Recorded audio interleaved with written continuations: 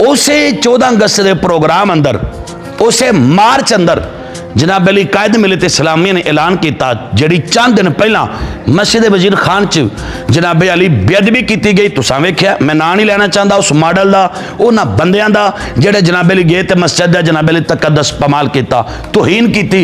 हिंदू अपने बुत खाने किसी नहीं वड़न देंदा, तो तुसी मस्जिदां च वड़ के जो खुदा का घर है उत्थे वड़ के जनाब अली तुसी सरेआम जनाब अली गंदा लिबास पा के शूटिंग कर रहे हो। कायद मिलत इस्लामिया ने आख्या कि सुनो 22 अगस्त वाला जो जुम्मा है ना वो असी मस्जिद वजीर खान आन के पढ़ांगे। आपका जुमला सुन के थोड़ा जिना और पीछे जाओ तो बाबा जी रहमतुल्लाह तआला अलैह आपका जुमला याद आ गया। 4-5 साल पहले जो बेअदबी की गई, तोहीन की गई मस्जिद वजीर खान की, बाबा जी जलाल अंदर आए, आपने फरमाया अगला जुमा मैं मस्जिद वजीर खान पढ़ांगा।